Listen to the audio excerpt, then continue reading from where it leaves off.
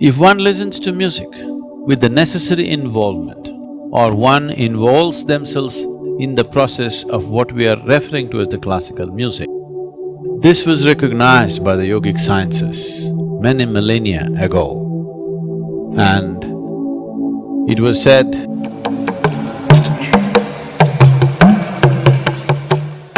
today it is common scientific knowledge that the whole existence is a reverberation of energy. Or in other words, the whole existence is oscillating between being physical existence and being a vibration. So the source of all that's physical in the existence today, as per modern science, is a reverberation or a vibration. This was recognized by the yogic sciences many millennia ago, and it was said the whole existence is sound, because where there is a vibration, there is bound to be a sound. Vibration is only a description, but in human experience, all vibrations, we experience them as sounds. Among the vibrations that happen in the existence, not all of it is right now available to the human ear. The spectrum of sounds that the reverberations of creation throws out is not fully available to the human ear. Only a small band of frequency is available. This we call as the sonic sounds. What is above or over that is called ultrasonic. What is below is subsonic. Both the subsonic and the ultrasonic sounds are not available to the human ear unless a human being strives, has the necessary sadhana to go beyond these limitations of a small band of frequencies. People who are in a certain state of sadhana, which is referred to as the Ritambara Prajna, may hear sounds beyond its spectrum. Otherwise, most human beings are limited to this small band of frequencies. What we refer to as music is a more refined arrangement of these sounds that the creation is already making. The Indian classical music particularly comes from a very deep understanding of the human system, because all our experience of life is essentially happening within us. Light and darkness is happening within us, sound and silence is happening within us, joy and misery is happening within us, agony and ecstasy is happening within us.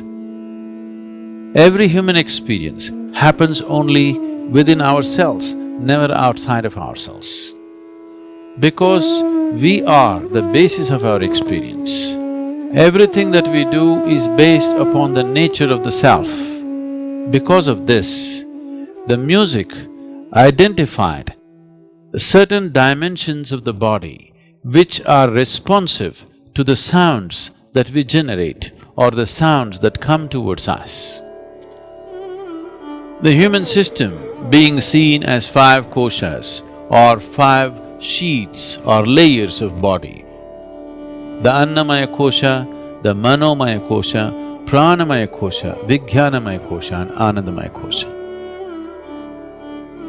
Among these 5, Pranamaya kosha is the most significant one.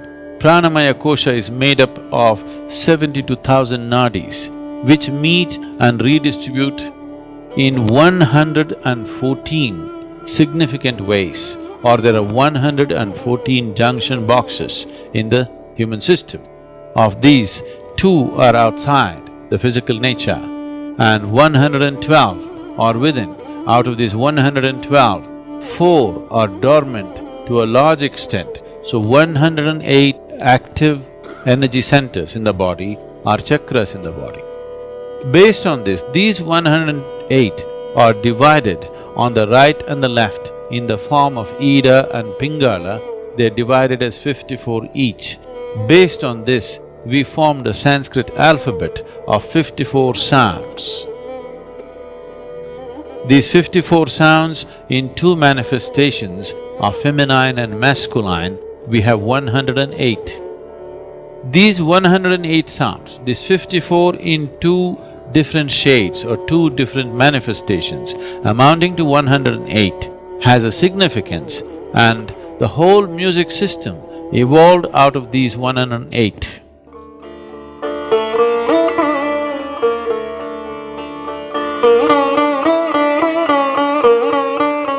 So the Indian classical music essentially is about touching these 108 or activating these 108 chakras or points in the body, which will lead to a natural evolution of the human being to a higher level of consciousness. So music has never been just a form of entertainment, it has been a way of evolving an individual human being into a universal entity.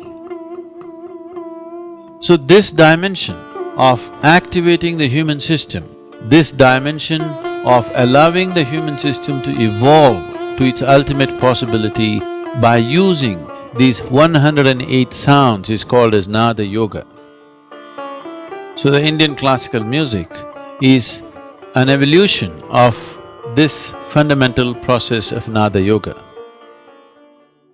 If one listens to music with the necessary involvement, or one involves themselves in the process of what we are referring to as the classical music, it is not just about pleasantness of the body, it is not just about the pleasantness of emotion that one goes through.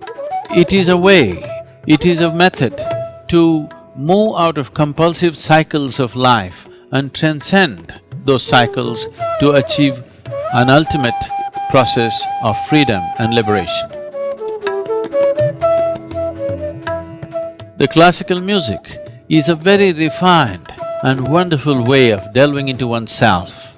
This is one of the most wonderful ways that one can transcend one's limitations and arrive at an ultimate possibility.